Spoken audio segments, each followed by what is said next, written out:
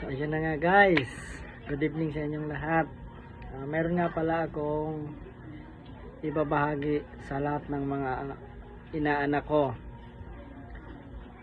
Sa lahat ng inaanak ko, papipiliin ko na kayo ngayong Pasko. Mayroon na agad kayo sa aking ampaw. May ampaw na kayo kininong. May ampaw.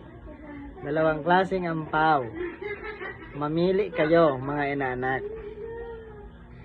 Makapal, manipis. Kung sino ang inaanak ko ang nakapanood nito, mag-comment kayo dito sa bidyong to. Makapal, manipis. Dalawang klaseng ampaw. Pipili kayo ngayon mismo. Shout out sa lahat ng mga inaanak ko. Sana ang requirements ko sa mga inaanak ko ngayong Pasko. So diyan man sa Bulacan, shout out sa iyo. EG ba yun? EG o CG Palmones. Yung anak ni paring Buboy, ni Maring Cristina. Shoutout sa iyo paring Buboy. Nawala ka sa mundo. Di man lang tayo nakapag di pa tayo iinuman man lang makapag last na natin yung binyag ng anak mo, yung nag-restaurant lang tayo. Shoutout sa iyo dyan paring Buboy sa kabilang buhay. Gabayan mo ang inaanak ko, yung mga anak mo, yung asawa mo si Maring Cristina. Gabayan mo na lang siya. Kahit ako hindi ako makapaniwala na wala ka na. Ang bata mo pa pare, ang bata mo pa. Sa lahat ng kapamilya mo nagluksa na nawala ka.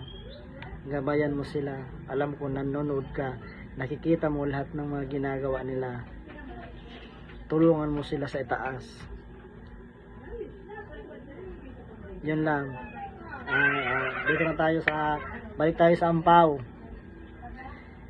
Pag may nag-comment dito, lahat ng inaanak ko, bilang ko pa lang yung mga inaanak ko, wala pang 10 yung inaanak ko, wala pang 10. Yung unang magko-comment dito sa bidyong itong inaanak ko, yon ang may pinakamalaking ampaw at pinakamakapal. Paunahan kayo Ninong Robert Vilaro. Tanungin yung mga nanay nyo kung sino ang mga ninong-ninang nyo. Ninong Robert Vilaro. Tanungin nyo mga nanay at tatay nyo. Kasi may paampaw na si Ninong. Kaya hindi nyo pa makukuha, at least may sigurado na kayo kay Ninong Robert. May paampaw. Ito na, papakita ko na sa inyo. Mamimili kayong ampaw.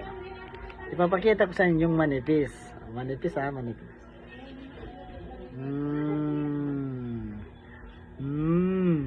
Ampaw. Tingnan na anak. Ampaw, manipis, malapad. Ang pangalawang ampaw na sinasabi ko. Makapal. Comment kung sino ang unang makakapagsabi kung anong klaseng ampaw to. Siya ang may pinakamalaking ibibigay ni Ninong sa Pasko. Tandaan nyo yan record nyo itong mga video ko, isave ko, forward nyo ulit sa akin yung inaanak ko lang. Sa inaanak ko lang, inuulit ko sa inaanak ko lang.